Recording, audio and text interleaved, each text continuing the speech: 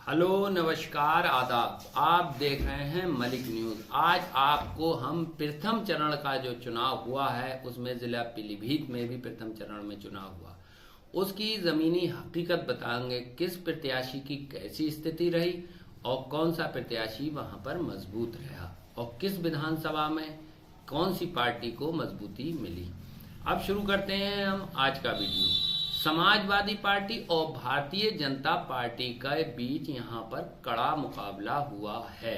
अगर हम बात करें बसपा की तो बसपा यहाँ पर चुनाव में काम अच्छी तरीके से नहीं कर पाई है।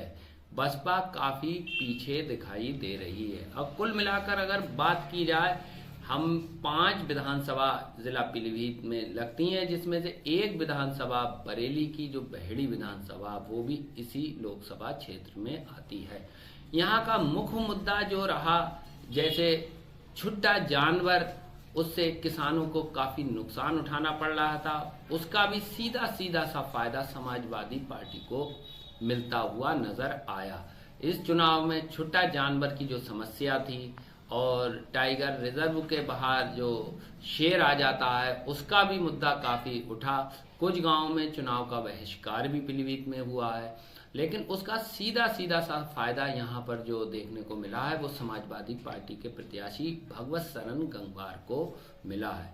अगर हम बात करें 5 विधानसभा में, तो अगर बहेड़ी विधानसभा की बात करी जाए तो यहाँ पर बहेड़ी में समाजवादी पार्टी के प्रत्याशी भगवत सरन गंगवार जो भारतीय जनता पार्टी पर काफ़ी मजबूत दिखाई दे रहे हैं। यहाँ पर ऐसा लग रहा है बहेड़ी विधानसभा में यहाँ पर समाजवादी पार्टी काफ़ी अंतर से आगे है।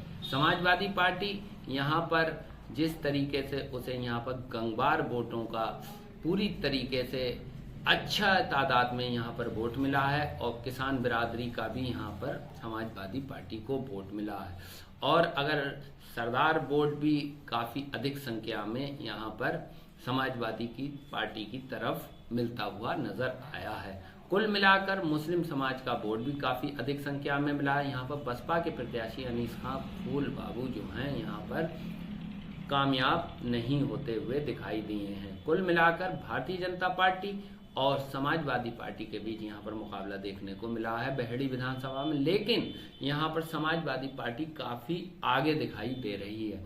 और अगर हम पीलीभीत शहर विधानसभा सीट की बात करें तो यहाँ पर समाजवादी पार्टी यहाँ पर भी काफ़ी मजबूत दिखाई दे रही है। यहाँ पर भी समाजवादी पार्टी जिस तरीके से उसे वोट मिला है उससे ये अंदाज लगाया जा रहा है पीलीभीत सीट पर भी समाजवादी पार्टी आगे दिखाई दे रही है। यहाँ पर भी गंगवार, लोध, किसान काफ़ी अधिक संख्या में, यादव जो वोट मिला वो काफ़ी अधिक संख्या में समाजवादी पार्टी की तरफ आता हुआ दिखाई दिया है। यहाँ पर भी भारतीय जनता पार्टी को ऐसा लग रहा है यहाँ भी भारतीय जनता पार्टी दूसरे नंबर के लिए चुनाव लड़ती दिख रही है। और अगर हम बात करें बीसलपुर में भी समाजवादी पार्टी और भारतीय जनता पार्टी के बीच आमने सामने का चुनाव वहां पर देखने को मिला। वहां पर अगर बहुजन समाज पार्टी की हम बात करें तो बहुजन समाज पार्टी के जो प्रत्याशी हैं अनीस खां और फूल बाबू, वो बीसलपुर से ही 3 बार विधायक रहे, लेकिन बीसलपुर में फूल बाबू कहीं भी चुनाव में दिखाई नहीं दिए। यहाँ पर सीधा सीधा सा मुकाबला भारतीय जनता पार्टी और समाजवादी पार्टी के बीच होता दिखाई दिया। मुस्लिम समाज में समाजवादी पार्टी काफी मजबूती के साथ चुनाव लड़ी, लेकिन यहाँ पर समाजवादी पार्टी को एक फायदा जो दिखाई दिया है वो गंगवार वोट काफी अच्छी संख्या में मिलता हुआ दिखाई दिया, जो एक समाजवादी पार्टी के लिए फायदे का सौदा नजर आया। इसके अलावा किसान और लोध जाति में भी समाजवादी पार्टी को काफी अधिक वोट मिला। कुल मिलाकर अगर बात करें भारतीय जनता पार्टी की और समाजवादी पार्टी की बीसलपुर विधानसभा की, तो यहाँ पर भी समाजवादी पार्टी 20 दिखाई दी है। कुल मिलाकर इन तीनों सीटों की अगर बात करें तो तीनों जगह पर समाजवादी पार्टी भारतीय जनता पार्टी से आगे दिखाई दे रही है।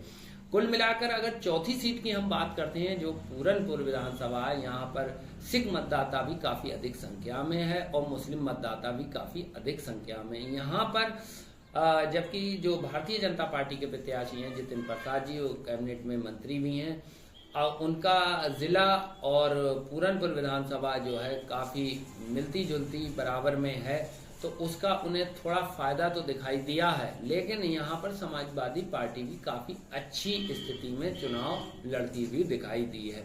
तो इसलिए पूरनपुर की अगर पूरी तरीके से बात की जाए तो यहाँ पर भारतीय जनता पार्टी और समाजवादी पार्टी के बीच ही मुकाबला दिखा है। यहाँ पर बहुजन समाज पार्टी के प्रत्याशी अनीस खां और फूल बाबू कहीं भी चुनाव में दिखाई नहीं दिए। कुल मिलाकर यहाँ पर मुकाबला कड़ा है, आमने सामने का मुकाबला है। यहाँ पर 2-4-6 हज़ार से समाजवादी पार्टी भी आगे हो सकती है और भारतीय जनता पार्टी भी आगे हो सकती है। कुल मिलाकर अगर बात करें बलखेड़ा विधानसभा की, बलखेड़ा विधानसभा में समाजवादी पार्टी और भारतीय जनता पार्टी के बीच यहाँ भी मुकाबला काफी सामने दिखाई दिया। यहाँ पे भारतीय जनता पार्टी थोड़ा सा आगे दिख रही है, और जबकि बलखेड़ा विधानसभा में समाजवादी पार्टी भी काफी टक्कर के साथ चुनाव लड़ी है, लेकिन ज्यादा अंतर यहाँ पर महसूस नहीं हो रहा है। कुल मिलाकर अगर पांचों विधानसभा की हम जो बात करें तो पांचों विधानसभा में समाजवादी पार्टी 3 सीटों पर बहुत अच्छी बढ़त लेकर आ रही है। कुल मिलाकर अगर बात की जाए तो यहाँ पर जो मतदान हुआ वो 63% के लगभग हुआ है। 63% जो मतदान हुआ है उसमें समाजवादी पार्टी काफी मजबूत दिखाई दी है, और ऐसा लग रहा है ये सीट समाजवादी पार्टी के खाते में जा सकती है। कुल मिलाकर प्रथम चरण का जो चुनाव 8 लोकसभा में हुआ है, पश्चिमी उत्तर प्रदेश की जो विधानसभा वो लोकसभा चुनाव जो हुआ उसमें पश्चिमी उत्तर प्रदेश के पीलीभीत में भी जो चुनाव हुआ उसमें समाजवादी पार्टी अपना खाता खुलता हुआ देख सकती है। समाजवादी पार्टी अगर ये सीट जीतती है तो यहाँ पर प्रथम बार समाजवादी पार्टी का खाता खुलेगा। इससे पहले भारतीय जनता पार्टी का कब्जा रहा है, और कुल मिलाकर यहाँ पर जो भारतीय जनता पार्टी को नुकसान उठाना पड़ा है, वरुण गांधी का टिकट कटने का काफी नुकसान सामने दिखाई दिया है। कुल मिलाकर यहाँ पर भारतीय जनता पार्टी और समाजवादी पार्टी के बीच मुकाबला हुआ, जिसमें भारतीय